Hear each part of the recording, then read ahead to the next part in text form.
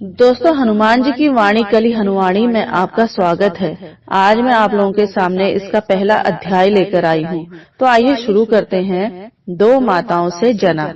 इस अध्याय की शुरुआत सुचेता और विचेता नाम की दो मातंग महिलाओं से होती है। यह दोनों चित्ता नाम के एक बालक की वास्तविक माता होने का दावा करती हैं। भला यह कैसे संभव हो सकता है कि एक बालक दो माताओं की कोख से जन्म ले?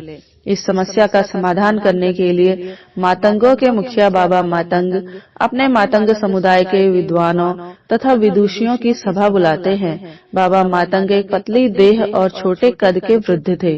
उन्होंने सभा को संबोधित करते हुए कहा कि हम सभी जानते हैं कि लगभग 1 वर्ष पहले सुचेता ने चित्ता को जन्म दिया था, किंतु 2 रात्रि पहले जब अमावस्या की रात थी, तब से विचेता के मन में न केवल चित्ता के प्रति मात्र भावना आ गई, बल्कि उसके मन में ऐसा विचार जम चुका है जिसके अनुसार उसने ही चित्ता को जन्म दिया हो।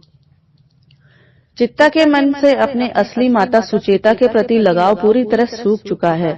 अब वह विचेता को अपनी माता मानने लगा है। बाबा मातंग आगे कहते हैं कि विचेता ने वशीकरण तंत्र मंत्र के द्वारा चित्ता को वश में कर लिया है, ऐसा सुचेता को संदेह है। सुचेता का कहना है कि विचेता का बिना संतान के होना ही इस अपराध का कारण बना है। बाबा मातंग की बातों को सुनकर विचेता, जो चित्ता को अपनी छाती से कसकर चिपकाए बैठी थी, फूट फूट कर रोने लगी।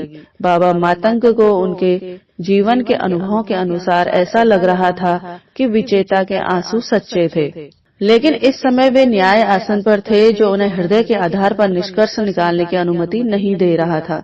वह मातंग कठोरता से भरे शब्दों में विचेता से बात करते हैं और कई तरह की साक्ष्यों की दुहाई देते हैं। बाबा मातंग की बात सुनकर विचेता कहती है कि मैं सत्य कह रही हूँ, मैंने ही चित्ता को जन्म दिया था, मैं ही पहले दिन से उसे स्तनपान करा रही हूँ, मैंने ही उसे इस भयानक वन के सभी संकटों से बचाकर रखा है। आप सब मेरा परिवार हैं, आप मेरे विरुद्ध क्यों हो गए हैं? माता मातंग, आप बोलती क्यों नहीं? इस प्रकार अपने मन से ही विचेता अपने आप को चित्ता की माता प्रमाणित करने के लिए कई दलीलें देती है। विचेता की बात सुनकर सुचेता कड़वे स्वर में बोली, हाँ विचेता, आपके अलावा सभी मातंगों को मतिभ्रम हो गया है।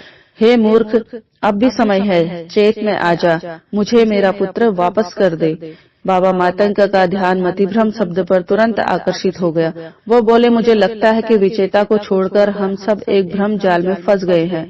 विचेता को छोड़ अन्य सभी मातंगों की स्मृतियों में कुछ इस तरह फेरबदल हो गई है कि हम सब सुचेता को वास्तविक माता समझ बैठे हैं, जबकि विचेता वास्तविक माता है। माता मातंग बाबा मातंग की बातों को काटते हुए बोली, ब्रह्मांड में ऐसी कौन सी दुष्ट शक्ति है जिसने स्वयं हनुमान जी द्वारा संरक्षित उनके शिष्यों के साथ ऐसा करने का साहस किया? बाबा मातंग आगे कहते हैं कि हमें किसी ऐसे तृतीय पक्ष की शरण में जाना चाहिए जो इस ब्रह्मजाल के बाहर निष्पक्ष एवं स्वाधीन हो। सुचेता पर उनके तर्क का विपरीत प्रभाव हुआ। वह झल्लाते हुए बोली, नहीं, मैं किसी भ्रम से ग्रस्त नहीं हूँ, मैं ही चित्ता की वास्तविक माता हूँ।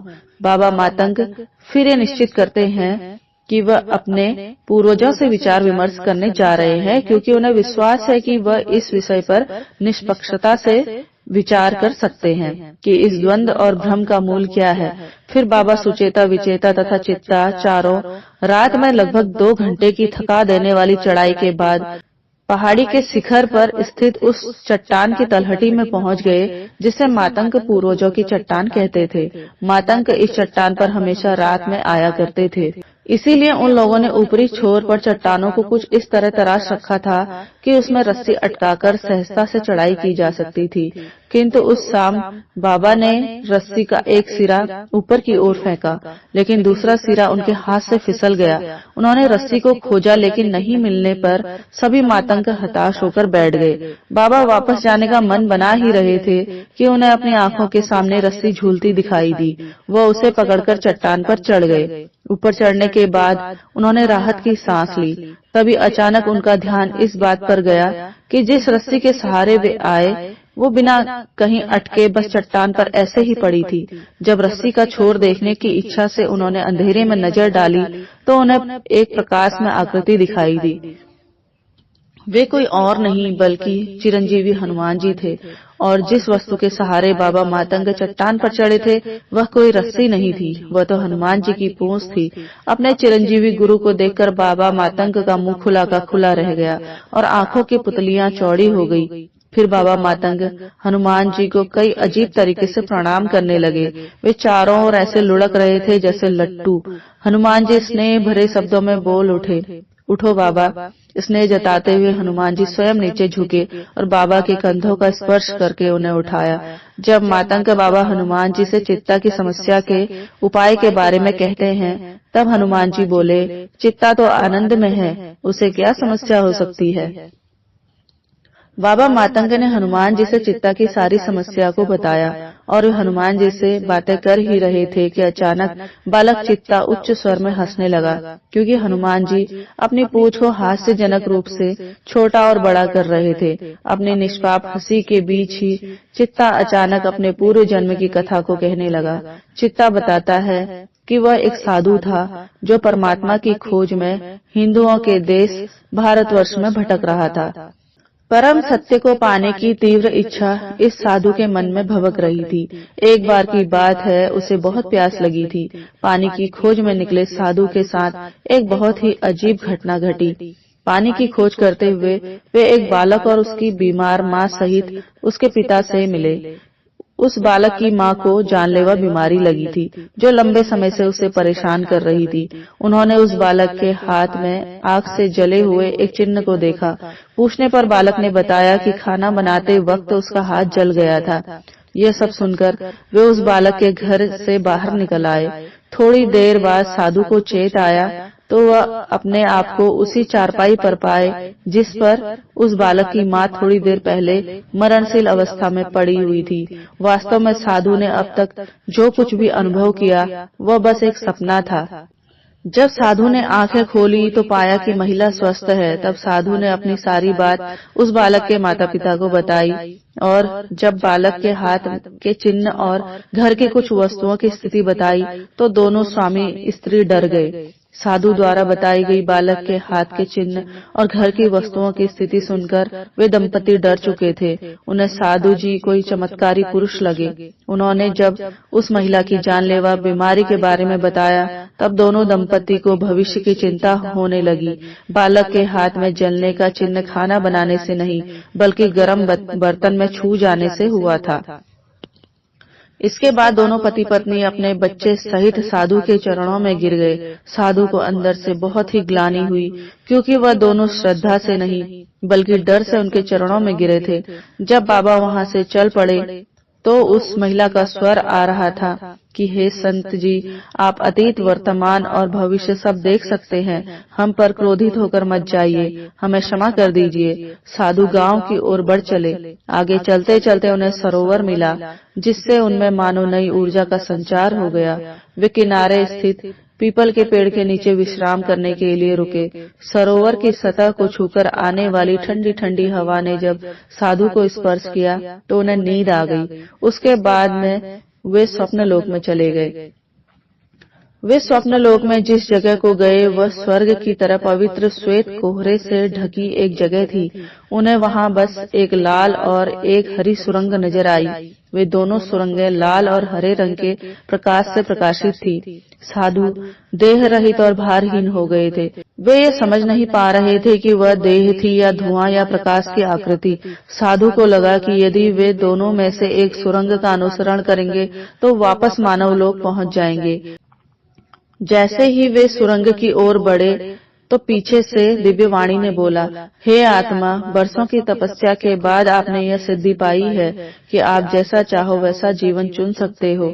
आप जिस सुरंग को चुनोगे उसी अनुसार आपका उस पार का जीवन होगा। साधु ने दोनों सुरंगों में प्रवेश किया, लेकिन उन दोनों में से किसी के भी दृश्य को स्वीकार नहीं किया। दिव्यवाणी ने पूछा, बताओ कौन सी सुरंग को चुनते हो?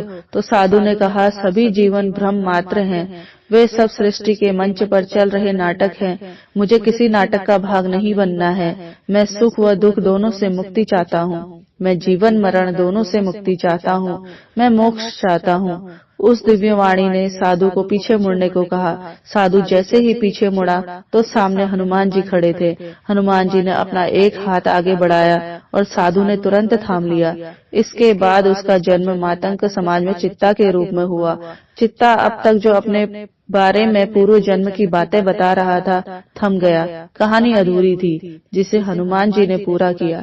उन्होंने बताया कि उस दोपहर उस गांव में सरोवर के किनारे पीपल के पेड़ के नीचे उस साधु ने देह त्याग कर दिया और चित्ता के पिछले जन्म की जीवन की कहानी का वही अंत हो गया। बाबा मातंग बोले, सुरंग वाली पहेली को तो उसने सुलझा लिया था या फिर केवल मौखिक रूप से सुलझाया था। उसे यदि वास्तविक बोध हो गया होता तो उसे नया जन्म लेना ही न पड़ता। हनुमान जी मुस्कुराए। उनकी उस मुस्कुराहट में सहस्त्रों ग्रंथों का सार छुपा था। वे बोले, इस जीवन में उसे बोध हो जाएगा। वह दो माता की पहेली उसके लिए सहायक बनेगी। उसकी आत्मा जागृत हो जाएगी। उसे बोध होने लगेगा कि तेरा मेरा आदि सब भ्रम की रस्सियां हैं जो हमें इस नश्वर संसार में जकड़ कर रखती हैं। मेरी माँ, मेरे पिता, मेरे मित्र आदि सब इस नश्वर संसार के नाटक के संवाद का भाग मात्र है। हनुमान जी ने कहा कि चित्ता के लिए निर्णय लेने का अधिकार किसी को नहीं है। 2 दिन पहले पूर्णिमा की रात को उसकी आत्मा मुझसे मिली थी। मैंने उसे 7 सुरंगें दिखाई थी जो 7 अलग अलग जीवनों की प्रतीक थी। उनमें से एक का चुनाव करने का विकल्प उसे दिया था। पहले जीवन में सुचेता उसकी माता है और विचेता के मन में उसके प्रति कोई ममता नहीं। दूसरे जीवन में भी सुचेता उसकी माता है, परंतु विचेता के मन में उसके प्रति एक पक्षीय पीड़ाजनक ममता है। तीसरे जीवन में विचेता उसकी माता है और सुचेता के मन में उसके प्रति कोई ममता नहीं। चौथे जीवन में विचेता उसकी माता है, परंतु सुचेता के मन में उसके प्रति पीड़ाजनक एक पक्षीय ममता है। 5वें जीवन पहले और तीसरे का मिश्रण है, जिसमें सुचेता और विचेता एक एक पखवाड़े के लिए उसकी माता बनती है। जब एक उसकी माँ होती है तो दूसरे के मन में उसके प्रति कोई ममता नहीं होती, इसीलिए कोई कलह नहीं है। छठा जीवन दूसरे और चौथे का मिश्रण है। सुचेता और विचेता बारी बारी से एक एक पखवाड़े के लिए उसकी माँ बनती हैं। इस जीवन में दोनों माता के बीच कलह है, क्योंकि जब एक माँ होती है तो दूसरे के मन में भी एक पक्षीय ममता होती है। 7वें जीवन में वह एक अनाथ बालक है। न सुचेता न विचेता के मन में उसके लिए ममता है। चित्ता ने छठे जीवन को चुना और वे दोनों अब एक एक पखवाड़े बारी बारी से चित्ता की माता का किरदार निभाने लगी। धन्यवाद दोस्तों। कल ही हनुवाणी की हमारी पुस्तक के प्रथम अध्याय का समापन हुआ। अगली वीडियो में मिलते हैं अगले अध्याय के साथ।